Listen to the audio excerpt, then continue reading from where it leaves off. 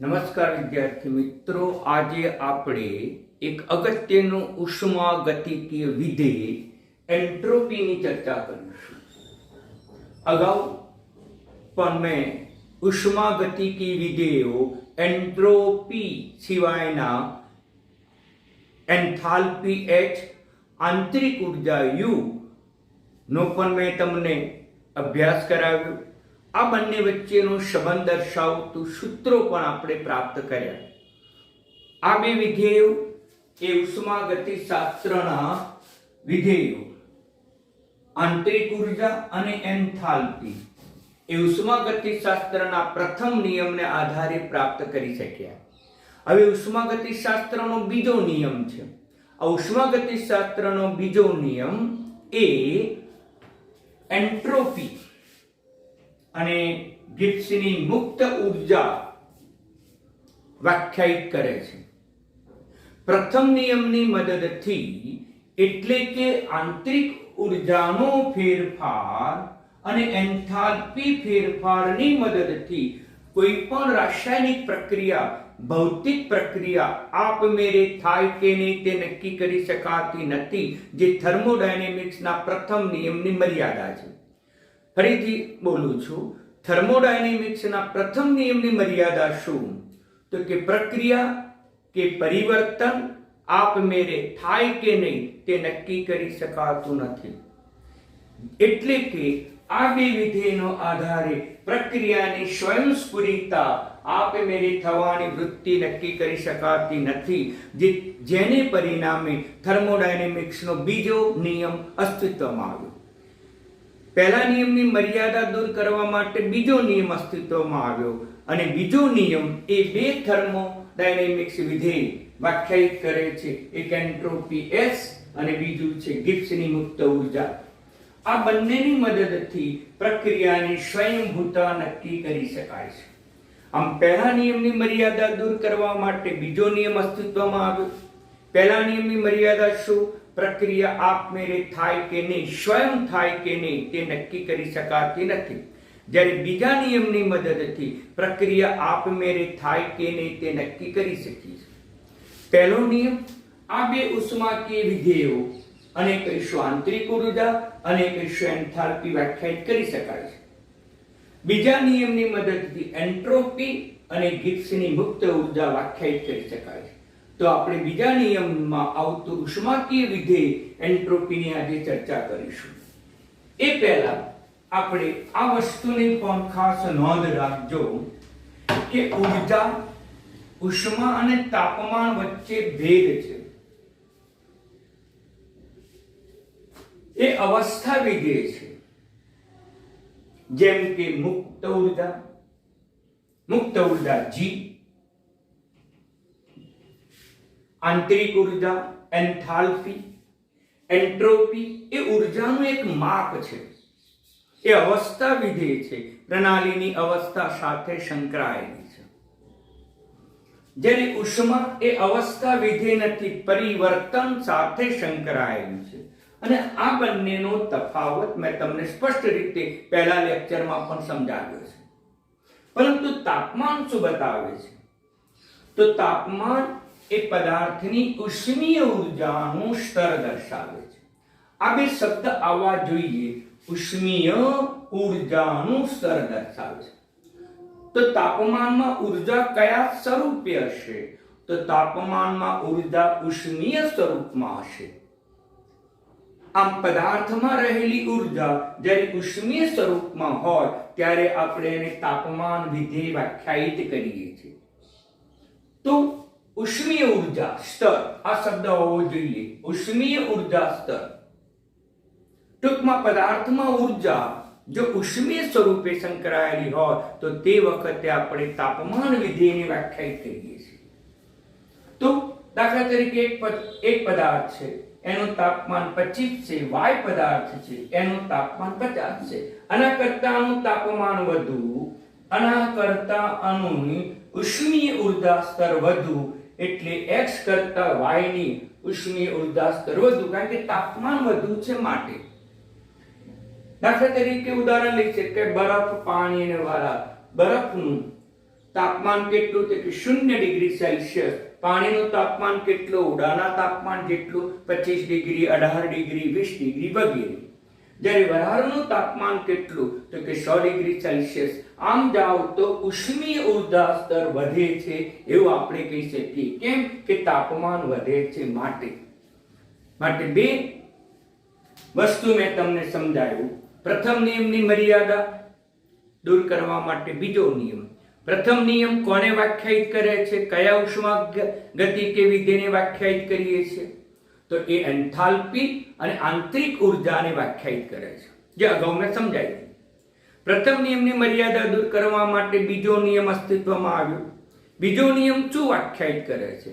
તો બીજો નિયમ એન્ટ્રોપી વ્યાખ્યાયિત કરે છે. અને આ ઉપરાંત મુક્ત ઉર્જા છે એ મુક્ત ઉર્જા જી વ્યાખ્યાયિત કરે છે. સમજી લો. આ ઉપરાંત મેં તાપમાન પણ સમજાવ્યું. એટલે આ ત્રણેય વ્યાખ્યાઓ એ થોડી ભિન્નતા બતાવે છે. એ બરાબર તમે ધ્યાનમાં રાખજો. હવે આપણે અગત્યની ટૂંક નોંધ લઈએ. સિમ્પલ ટૂંક નોંધ છે કે એન્ટ્રોપી એટલે શું?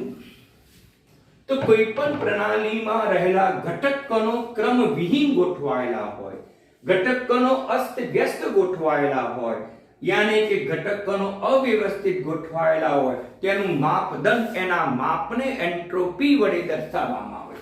દાખલા તરીકે પ્રણાલીની 3 અવસ્થા છે. ઘન લઈએ, આપણે પ્રવાહી લઈએ અને વાયુ લઈએ. ઘન પદાર્થમાં ઘટક કણો ક્રમમાં ગોઠવાયેલા હશે, લેટાઈસ રચના ધરાવતા હશે, ક્રમબદ્ધ ગોઠવાયેલા હશે. નિયમિત ગોઠવણી છે, ક્રમબદ્ધ ગોઠવાયેલા છે, એટલે કહી શકાય કે તેની એન્ટ્રોપી ઓછી છે. એમાં ક્રમવિહીનતા નથી, બધા ક્રમમાં ચોક્કસ અંતરે ગોઠવાયેલા છે. ઘન પદાર્થમાં ઘટક કણો નિયમિત રીતે ગોઠવાયેલા હોવાથી, ક્રમબદ્ધ ગોઠવાયેલા હોવાથી અવ્યવસ્થા નથી, માટે એન્ટ્રોપી સૌથી ઓછી.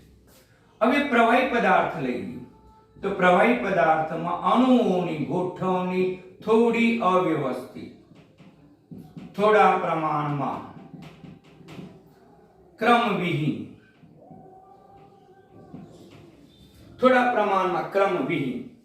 જ્યારે વાયુ પદાર્થમાં લો તો વાયુના અણુઓ અસ્તવ્યસ્ત રીતે ગોઠવાયેલા છે, એટલે ક્રમવિહીનતા નથી અથવા ક્રમિક ગોઠવણી નથી. વધુ પ્રમાણમાં ક્રમિક ગોઠવણી નથી, વધુ પ્રમાણમાં ક્રમવિહીનતા. આમ જાઓ તો ઘટક કણોની અવ્યવસ્થામાં વધારો થાય અને તેથી એન્ટ્રોપી એસ ક્રમશઃ વધે.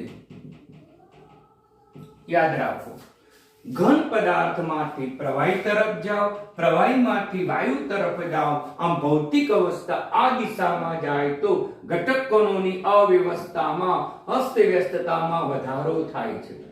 તેથી આમ જાઓ તો ઘનમાંથી પ્રવાહી કે પ્રવાહીમાંથી વાયુ, તો એન્ટ્રોપીમાં ક્રમશઃ વધારો થાય છે. મિત્રો, આ વસ્તુ બરાબર ધ્યાનમાં રાખજો, જે ઉદાહરણ દ્વારા આપણે સરળતાથી સમજાવી શકીએ છીએ. આ ઉપરાંત એન્ટ્રોપી અમને સમજાવ્યા મુજબ અવસ્થા વિધેય છે.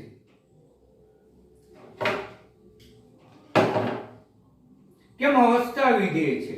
તો પદાર્થની અવસ્થા સાથે સંકળાયેલ. ઘન પદાર્થ એક અવસ્થા, આ પ્રવાહી બીજી, વાયુ ત્રીજી અવસ્થા. ઘન અવસ્થા હોય તો એમાં ક્રમબદ્ધ ગોઠવણી છે, અસ્તવ્યસ્તતા ઓછી છે, માટે એની એન્ટ્રોપી સૌથી ઓછી. જ્યારે અહીંયા આના કરતા પ્રવાહીમાં અવ્યવસ્થા વધુ છે, ક્રમવિહીનતા ઓછી છે, તેથી આના કરતાની એન્ટ્રોપી વધુ.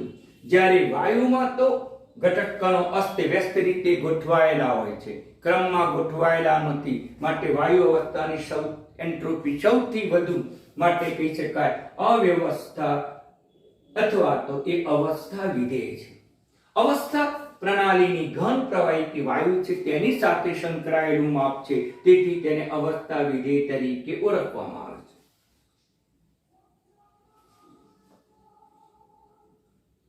અને પ્રક્રિયા આપમેળે થાય કે નહીં એ એન્ટ્રોપી વિધેયના આધારે નક્કી કરી શકાય. પણ એ પહેલા એન્ટ્રોપી ફેરફાર શું છે મિત્રો સમજી લો. તો એન્ટ્રોપી ફેરફારનું મૂલ્ય એ ઉષ્મા Q અને તાપમાન સાથેનો સંબંધ નીચે મુજબ છે. મિત્રો આ થર્મોડાયનેમિક્સના કેટલાક સૂત્રો પૈકીનું આ સૂત્ર આપણે સીધી સ્વીકારી લેવાનું, સીધું મૂકી દેવાનું, એની સાબિતી આપણા અભ્યાસક્રમમાં નથી. માટે આપણે આ સૂત્ર સીધું સ્વીકારી લઈશું, કોઈ સાબિતી આપવાની આપણે જરૂર નથી. તો એન્ટ્રોપી ફેરફાર એટલે પ્રતિવર્તી પણ, એટલે કે પુરોગામી પણ થાય, પ્રતિગામી પણ થાય. આમ રાસાયણિક પ્રક્રિયા જ્યારે પ્રતિવર્તી હોય એ વખતે ઉષ્મા અને તાપમાન, આમ એન્ટ્રોપી ફેરફાર એ ઉષ્માના સમપ્રમાણમાં છે, જ્યારે તાપમાનના વ્યસ્ત પ્રમાણમાં છે. બરાબર સમજી લેજો. હવે મહત્વ શું? મહત્વ તો એ પહેલા એન્ટ્રોપી અને તાપમાન અને અવ્યવસ્થા વચ્ચેનો સંબંધ આપણે યાદ રાખવો હોય તો સરળતાથી રાખી શકીએ. એન્ટ્રોપી એ અવ્યવસ્થા સાથે અવ્યવસ્થા અથવા તો ક્રમવિહીનતા શબ્દ પણ લઈ શકાય, એની સાથે સંબંધ ધરાવે. જેમ અવ્યવસ્થા વધુ તેમ એન્ટ્રોપી વધુ, અવ્યવસ્થા ઓછી તો એન્ટ્રોપી ઓછી. એન્ટ્રોપી ફેરફાર એ ઉષ્મા અને તાપમાન સાથે સંબંધ ધરાવે છે. એન્ટ્રોપી ફેરફાર એ ઉષ્માના સમપ્રમાણમાં છે, જ્યારે એન્ટ્રોપી ફેરફાર એ તાપમાનના વ્યસ્ત પ્રમાણમાં છે. આટલી વસ્તુ બરાબર સમજી ગઈ. ઇમ્પોર્ટન્ટ છે, મહત્વ. પ્રક્રિયા આપમેળે થાય કે નહીં, પ્રક્રિયા સ્વયં થાય કે નહીં, તે નક્કી કરવા માટે એન્ટ્રોપી વિધેયનો ઉપયોગ કરવામાં આવે છે. અને પ્રક્રિયા આપમેળે સ્વયં થાય કે નહીં તે નક્કી કરવું હોય તો પ્રણાલીની પણ એન્ટ્રોપી શોધવી પડે, અને પ્રણાલીની એન્ટ્રોપી પણ, પર્યાવરણ અને પ્રણાલી બંનેની એન્ટ્રોપી શોધવી પડે. તેથી બંનેનો સરવાળો કરો, ડેલ્ટા એસ કુલ, એટલે કે ડેલ્ટા એસ પર્યાવરણ વત્તા ડેલ્ટા એસ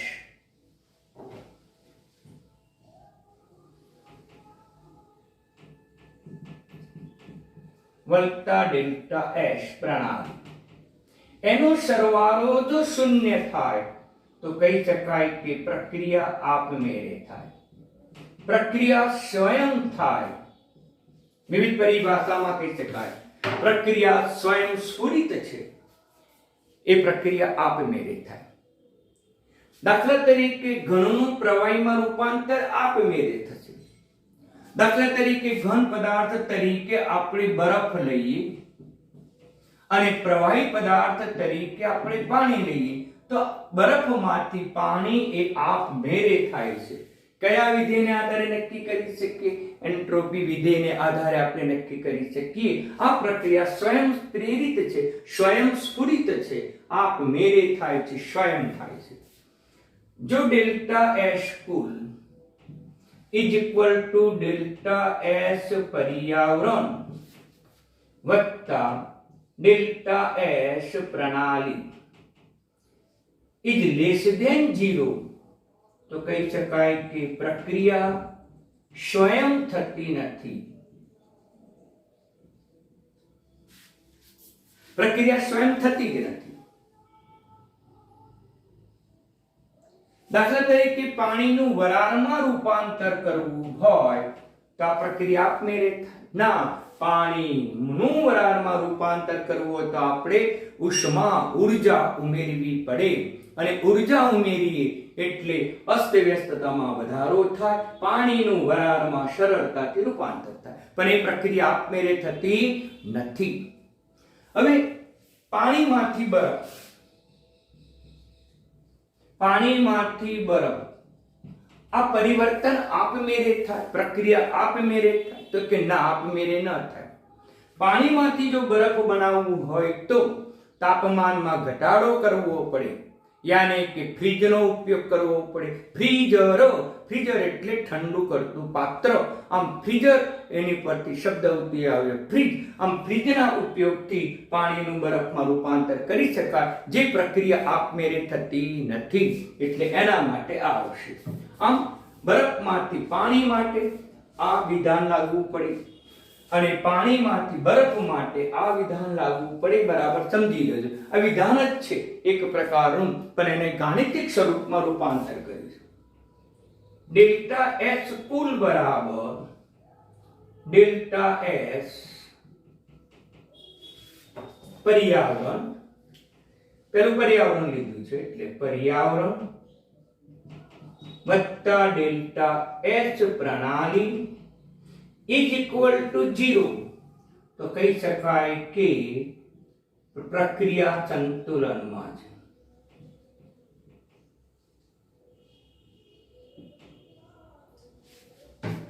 આમ આપેલી પ્રક્રિયા સંતુલનમાં હોય ત્યારે કુલ ફેરફાર એન્ટ્રોપીનો શૂન્ય થાય.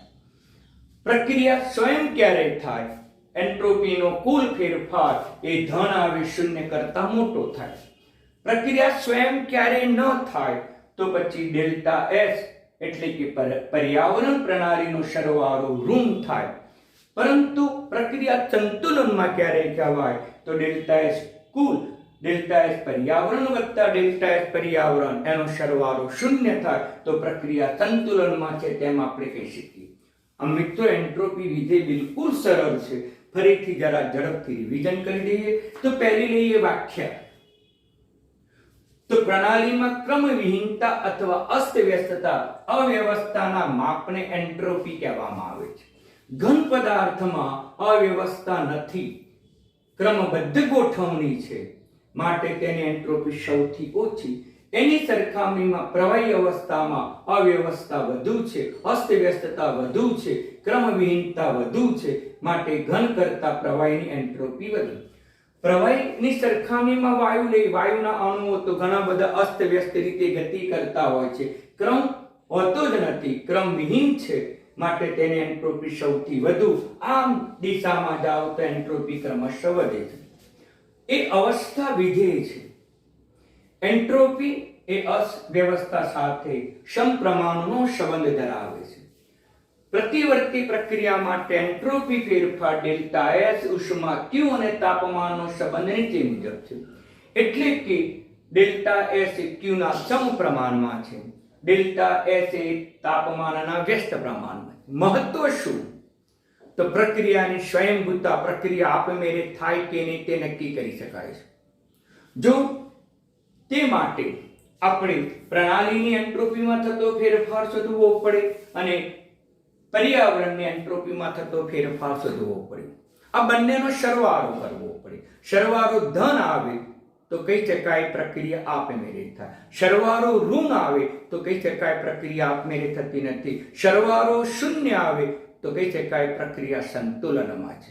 મિત્રો આટલું જ તમને ટૂંક નોંધમાં પૂછે તો તમારે લખવાનું, એટલે એન્ટ્રોપી વિધેય એ આપણને સરળતાથી આવડે, તૈયાર કરજો. મિત્રો ટૂંક નોંધ તરીકે એ ઇમ્પોર્ટન્ટ છે, એટલે આ ચેપ્ટરમાં આ થિયરી ઘણી વખત પૂછાય છે, સરળતાથી આવડે એવી છે, તૈયાર કરજો.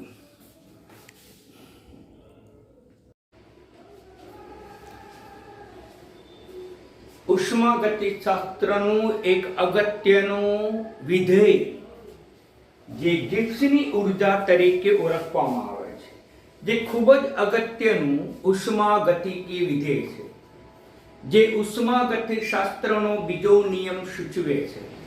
અથવા તો પ્રક્રિયા આપમેળે થાય કે નહીં તે પણ આ ગિબ્સની ઉર્જા વડે નક્કી કરી શકાય છે. અગત્યની ટૂંક નોંધ છે, ગિબ્સની ઉર્જા જેનો સંકેત છે G, કે પ્રક્રિયાની સ્વયંસ્ફુરિતતા આપમેળે થવાની વૃત્તિ એ એન્થાલ્પી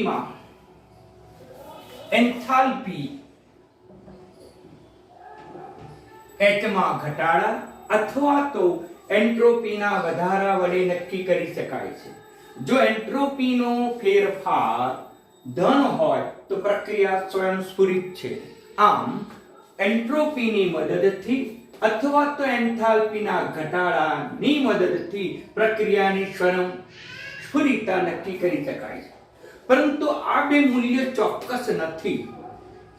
ઉષ્માગતિકીય થર્મોડાયનેમિક્સ વિધેયમાં એન્થાલ્પી અને એન્ટ્રોપીના ફેરફારથી પ્રક્રિયાની સ્વયંસ્ફુરિતતા ચોક્કસ નક્કી કરી શકાતી નથી.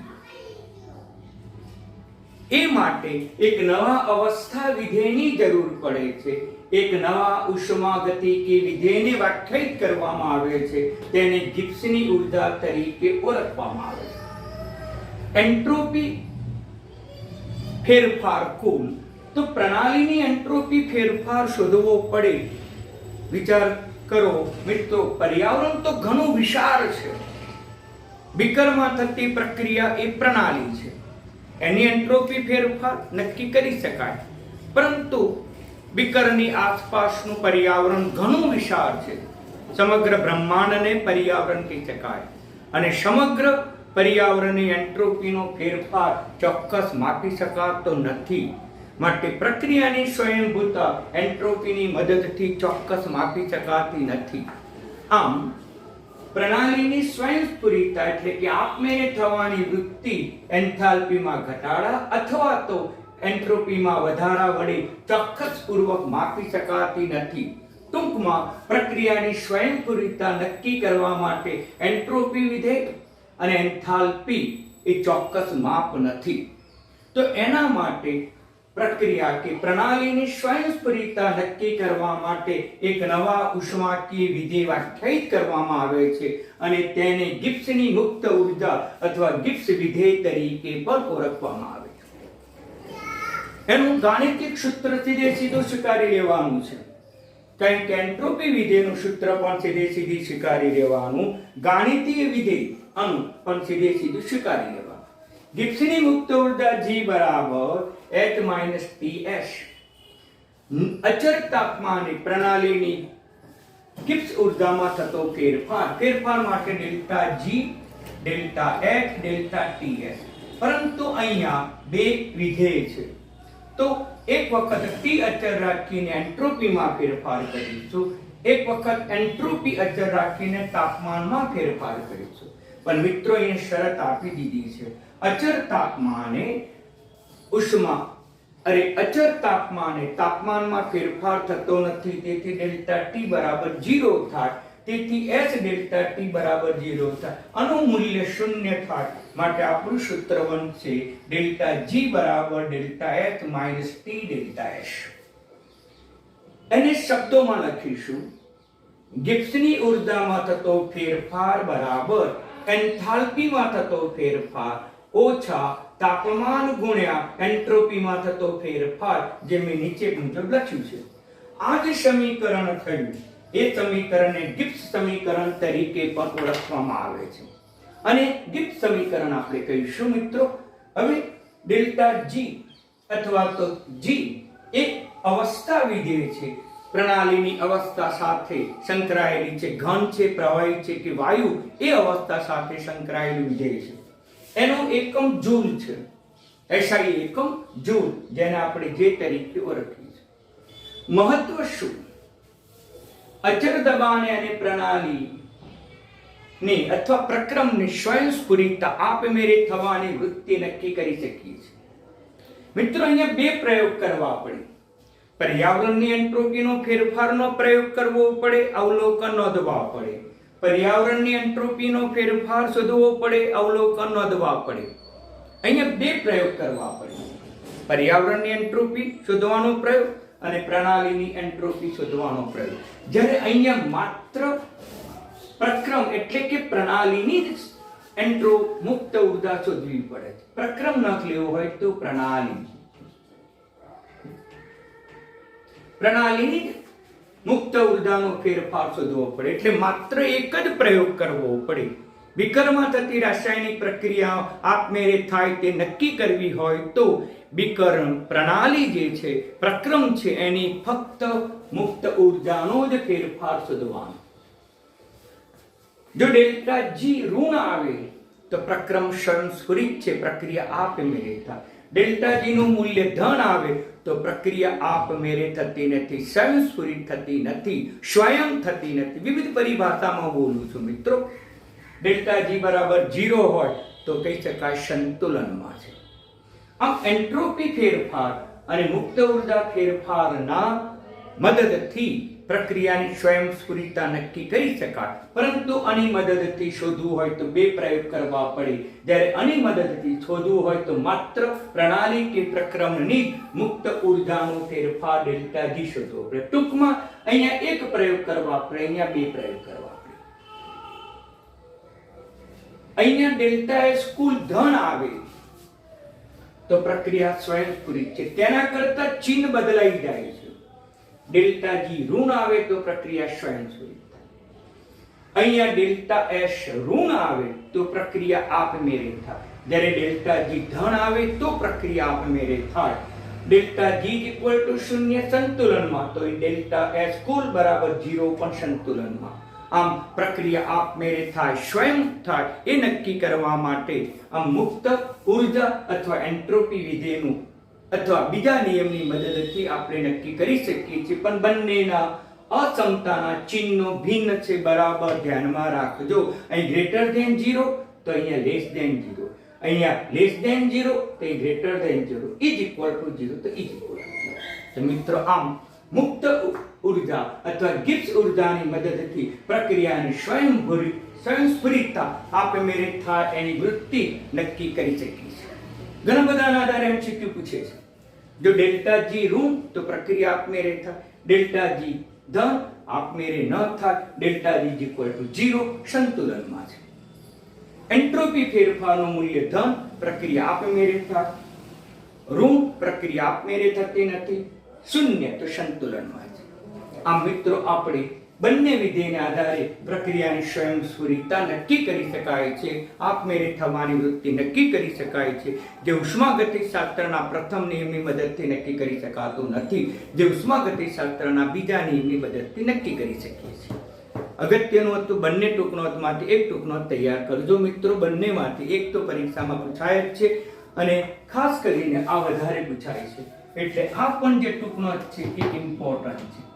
એમાં મેં પાટિયા ઉપર લખ્યું છે એટલી જ નોંધ કરજો તો તમને પૂરા માર્ક્સ આવશે.